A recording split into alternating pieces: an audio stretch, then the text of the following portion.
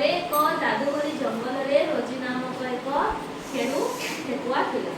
ଗୋଟେ ଜଙ୍ଗଲରେ ଥିଲା ହେଲା। ଆଉ ସେ ଜଙ୍ଗଲରେ ଗୋଟେ ନା ଠେକୁଆଟେ ଥିଲା। ସେ ଠେକୁଆ କେତା ଥିଲା? ପତଲା ଥିଲା।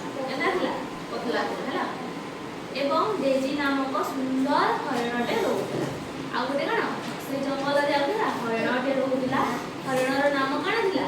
ଡେଜି। କଣ ଥିଲା? ଡେଜି। ଦେଖ ଆଉ ସେ ଖରଗୋଶ ଥିଲା ସେ ଠେକୁଆ ଥିଲା ତାର ନାଁ କଣ ଥିଲା? ରୋଜି। କଣ ଥିଲା? ରୋଜି। ଆଉ ରୋଜି କି ଡେଇବାକୁ ବହୁତ ଭଲ ପାଉଥିଲା। ବୋଲେ ଠେକୁଆ କଣ କରିଥିଲେ? ଡେକ୍ସି ଗେନିବ ସେତେବେଳେ ସେ ଡେଗବାରେ ବହୁତ ଭଲ ପାଉଥିଲା ହେଲା। ଯେତେବେଳେ ଡେଜି ଉଚ୍ଚ ଘାସରେ ଡେଇବାକୁ ଉପଭୋଗ କରୁଥିଲା ଗୋଟିଏ ସୂର୍ଯ୍ୟୋଦୟ ସକାଳେ ରୋଜି କିଛି ଅଦ୍ଭୁତ ଜିନିଷ ଦେଖିଲା। ଦେଖ ଠେକୁଆ ମାନେ କଣ କରସନ୍? ଡେଗୁଛନ୍। ଯେତେ ଏତେ ଉଚ୍ଚ ଉଚ୍ଚ ଘାସ ଥିବା ତାର ଉପରେ ସେ ଡେଗି ଡେଗି ଯାଉଥିବା। ବୋଲେ ଦିନେ ନା ଡେଗି ଡେଗି ଯାଉଥିଲା ସେ କଣ ବହୁତ ଆଶ୍ଚର୍ଯ୍ୟ ଜିନିଷଟେ ଦେଖିଲା। କାଣା ଦେଖିଲା? ଆଖି ଦେଖିଲା। ରୋଜି କିଛି ଅଦ୍ଭୁତ ଜିନିଷ ଦେଖିଲା। ଜଙ୍ଗଲର ନଦୀ ଶୁଖି ଯାଇଥିଲା। କାଣା ହେଇଯାଇଥିଲା? ଜଙ୍ଗଲରେ ଯେ ନଦୀ ବହୁଥିଲା ସେ ନଦୀରେ କାଣା ହେଇଥିଲା? ଶୁଖି ଯାଇଥିଲା। ଏବଂ ଗଛ ଗୁଡ଼ିକ ବି ଶୁଖି ଯାଇଥିଲା।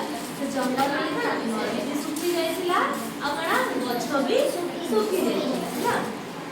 ରୋଜି ଏବଂ ଡେଜି ସମସ୍ତ ପ୍ରାଣୀ ତୃଷାର୍ଥ ଥିଲେ। ମାନେ କଣ ରୋଜି ଡେଜି ଆଉ ଜଙ୍ଗଲରେ ଯେତେ ବି ଜୀବଜନ୍ତୁ ଥିଲେ ସବୁ କଣ ତାକୁ କଣ ଶୋଷ ଲାଗୁଥିଲା। ସବୁକୁ କଣ ଶୋଷ ଲାଗୁଥିଲା ହେଲା।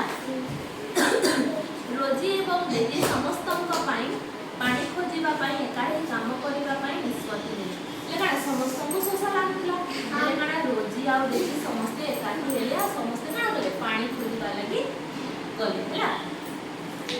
ରୋଜି ଛୋଟ ଏବଂ ଚତୁର ହୋଇଥିବାରୁ ଏକ ଗଛ ପାଖରେ ଏକ ଛୋଟ ଗାତ ଖୋଳିଲା। ରୋଜି କଣ ଅଛି? ଠେକୁଆ ହେ।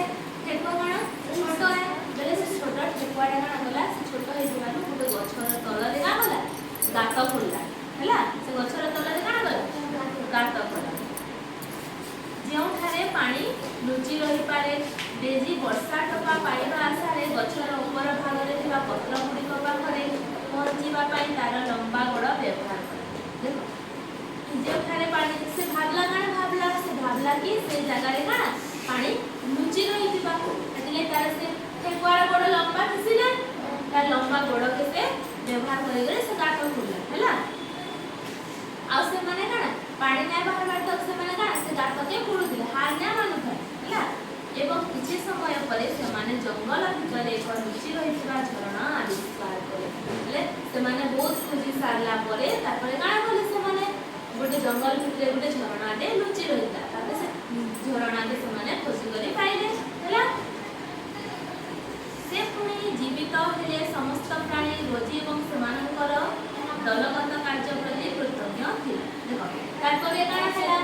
ସେମାନେ ଯେତେବେଳେ ସେ ଝରଣାଟା ଖୋଜି ପାଇଲେ ସମସ୍ତେ କଣ ଯେତେ ବି ମୃତ ହେଇଥିଲେ ଯେତେ ବି ଶୋଷରେ କଣ ମରି ଯାଉଥିଲେ ସେମାନେ କଣ ପାଣି ପିଇ କରି ସେମାନେ କଣ ହେଲେ? ଜୀବିତ ହେଲେ ହେଲା। ଆଉ ସମସ୍ତେ କଣ କଲେ? ତାପରେ ରୋଜି ଆଉ ଡେଜିକୁ ଧନ୍ୟବାଦ ଜଣାଇଲେ ହେଲା। ବେଲେ ଏଠୁ ଆମେ କଣ ଶିଖିଲା? ଦୁଇ ବନ୍ଧୁ ଶିଖିଲେ ଯେ ପରସ୍ପରକୁ ସାହାଯ୍ୟ କରି ଯେକୌଣସି କାର୍ଯ୍ୟକୁ ଆମେ ପରାସ୍ତ କରିପାରିବା ହେଲା। ଆମେ ଏଠି କଣ ଶିଖିଲା? କି ସବେ ସମସ୍ତଙ୍କ କଣ ସାହାଯ୍ୟ କରିବା ହେଲା। ସବେ ସମସ୍ତଙ୍କ ସାହାଯ୍ୟ କଲେ କଣ ବହୁତ ବଡ଼ କଠିନ ସମସ୍ୟାକେ ବି ଆମେ କଣ କରିପାରିବା? ସମାଧାନ କରିପାରିବା। ସବେ ଜାଣିଲ ତ କି କଣ ଆମେ ପରସ୍ପର ସବେ ସମସ୍ତର କଣ ସାହାଯ୍ୟ କରିବା ଆଉ ସବେ ମିଳିମିଶି କଣ କାମ କରିବା। ବୁଝିପାରିଲ ସମସ୍ତେ ହେଲା।